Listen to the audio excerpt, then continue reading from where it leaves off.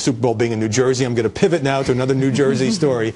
Since a member of Chris Christie's inner circle turned on him on Friday in the George Washington Bridge scandal, his claims getting very different treatment in the media. Christie had said at his marathon news conference that he was angry at David Wildstein, the high school acquaintance he named to the agency that runs the bridge. Now, Wildstein's lawyer says in a letter that, quote, evidence exists as well tying Mr. Christie to having knowledge of the lane closures during the period when the lanes were closed, contrary to what the governor stated publicly in a 2-hour press conference. New York Times, which broke the story, the nightly newscast, MSNBC, CNN, they've been all over it. Fox News has been more restrained and a bit more skeptical. The state's leading newspaper is saying if this is true, the governor must resign. The former official who engineered the closing of the lane saying tonight the New Jersey governor knew more than he has said, and there is evidence. A potential blockbuster in the Chris Christie bridge scandal. The evidence exists tying him to having the... What does that mean?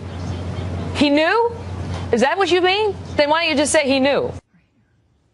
So is this story, these charges by David Wildstein, who had been a member of Christie's inner circle, is it a blockbuster for the media? No. And here's why. I think that it came out late Friday afternoon. I was on Twitter and everybody went, this is it, smoking gun, it's over for Christie, he's going to have to resign. And then all of a sudden, everybody took a step back and you started seeing, now wait a minute, let's parse the language in this letter and let's look at the motives that David Wildstein has. He was trying to get money out of the Port Authority in order to pay for his legal bills. And he also is somebody who is really trying at this point to save his own skin. He's clearly trying to get immunity, and he didn't provide any of the evidence that his lawyer says exists. At the same time, he could be very damaging to the man he worked for. Doesn't that make it a pretty important story? It could be, and although the New York Times had to amend their story originally in a correction.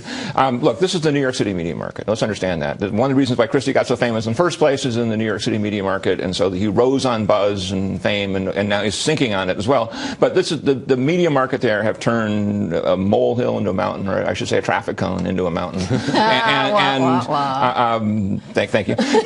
And I think that look, the level of exaggeration here, you know, that he should resign over a traffic cone. I mean, it's a little overkill, and I think after a few days, the media are kind of realizing maybe they overbit on the story. Well, let's dwell for a second, Juan, on the New York Times role, because the initial online story, and it obviously was written on deadline, said that Wildstein, let me just get the exact quote here, had the evidence, claimed he had the evidence to prove it, and then the story was rewritten online, which happens all the time, and it stuck to the vaguer evidence exists formulation. But the Times posted the letter for everybody to see, so everybody who's writing and talking about it could have their own interpretation of just what Wildstein was saying.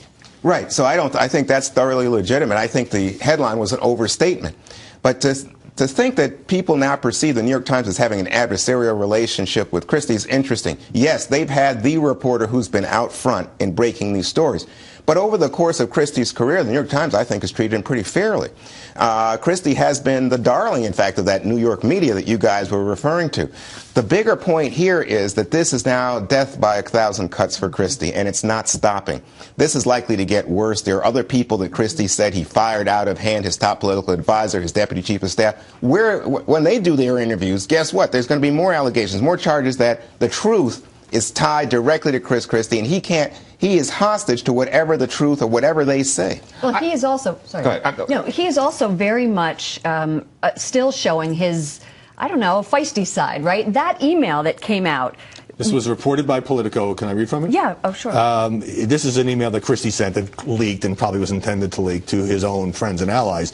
A media firestorm was set off by sloppy reporting from the New York Times on this question of how to describe the evidence, alleged evidence. Sure, and I think that anybody would see here that he is going on the absolute defensive here, or offensive, actually, because he's trying so hard to win over the public that he feels that he's losing by this. It was kind of hilarious to see it, the Christie memo saying, and by the way, he was a bad guy in high school. I mean, right. They're little overkill on what they call an oppo dump. However, look, what Juan is saying and what we're all saying here is that the media can now say there's an appearance of impropriety. There's a barrage of allegations every which way. And so surely, folks, there must be something here. There must be some fire under all the smoke. Well, it might just be smoke. We don't know yet. And you can see it in the polls right now, by the way, that the media polling, and people are polling very intensely, you see him dropping now across the board, including among Republicans. And again, I think this is, sort of too early.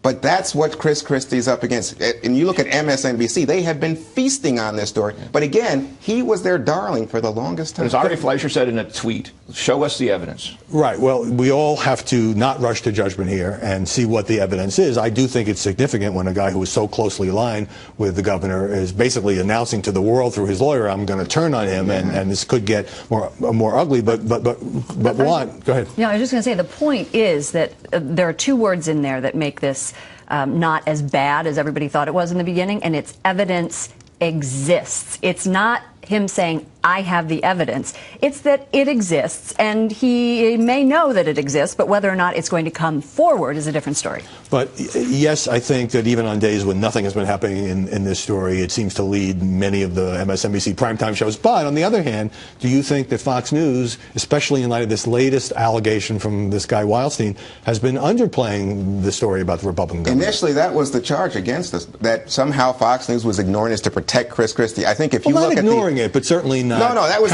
when it first popped. When it first broke. That's right. But if you look now at the body of coverage, Fox News has come onto this story in a very aggressive manner. I was on camera when we did the press conference. I don't remember. I thought I'd lived here for now. But I'll just say this to you, that what you see is that I think it's MSNBC that's overreacting. I think if you watch their coverage, you're like, are they still on that story? What, don't they have anything else to talk about? Last thought, Jim. That press conference, I think it was January 9th. It went on for almost 2 hours. I mean, after an hour, I admit I was bored. I mean, just such a thing as being television interesting and going on and on. Christie saying the same thing over and over again. Just got dull. Well, the one consensus here, I think, is that the story is not going away anytime soon, and though it seemed like it might have been in danger of running out of gas.